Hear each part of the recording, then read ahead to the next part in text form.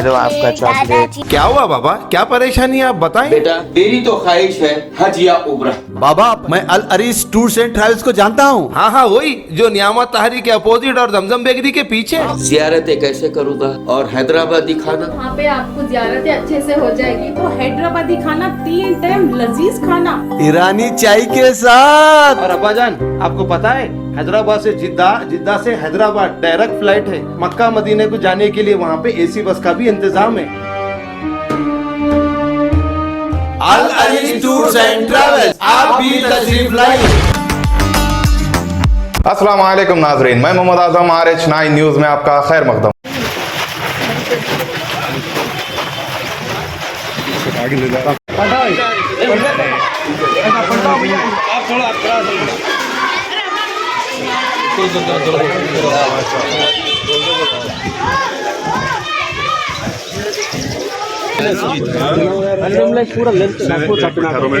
Line का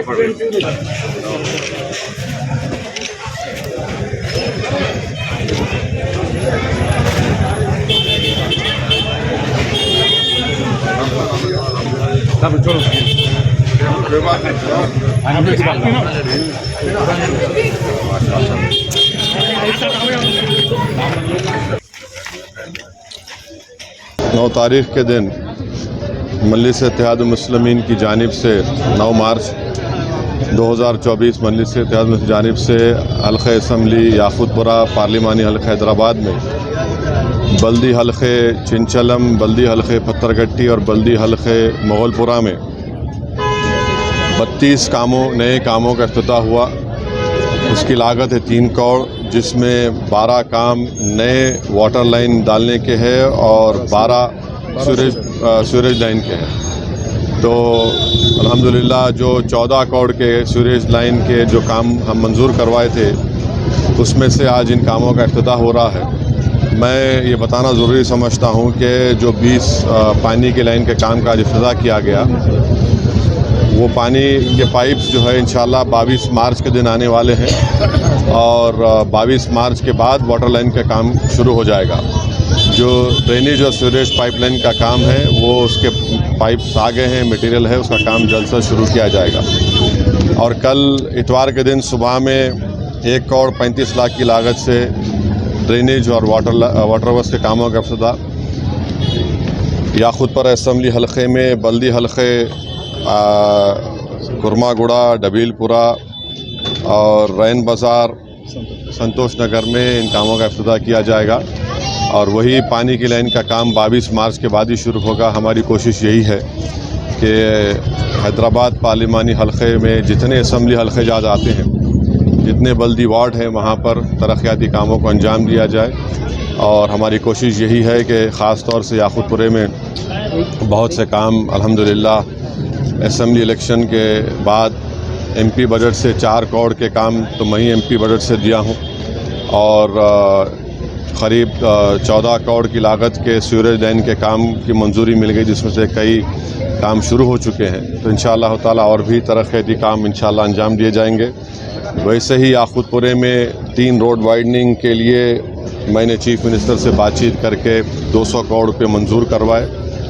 3 road widening के काम हल्क़े असम्बली याक़ूतपुरा में है, एक असम्बली हल्क़े बहादुरपुरा में है, एक शेख फैज़ कमान की रोड वाइडनिंग है, एक नागाबोली की रोड वाइडनिंग है और एक मदरसे रहमानिया से लेकर बड़े बाज़ार तक जो रोड जा रही है। तो इंशाअल्लाह ताला इसके भी चेक्स 1-2 दिन के अंदर उन तमाम मकान के मालिकीन को दिए जाएंगे। तो ये मजलिस इत्तेहाद मुस्लिमीन का ये कोशिश है।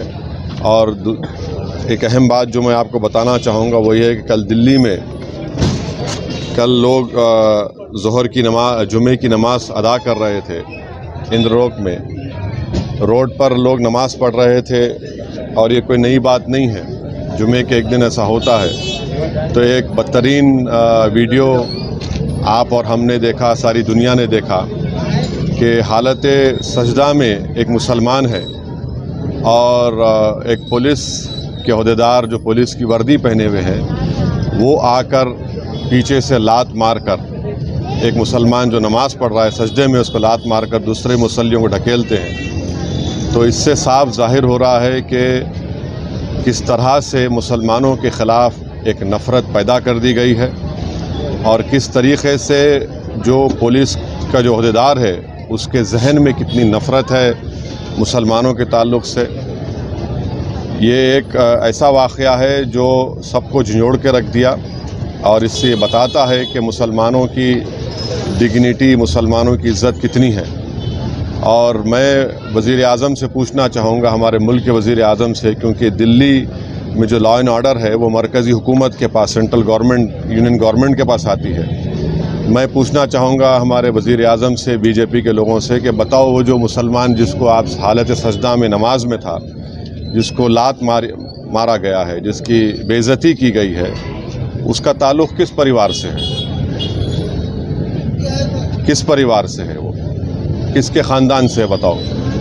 آخر یہ اتنی بے عزتی کیوں کی جا رہی ہے بھارت کے 17 کروڑ مسلمانوں سے، جو اس وطن عزیز کے آبادی کا 14% سے زیادہ حصہ ہے؟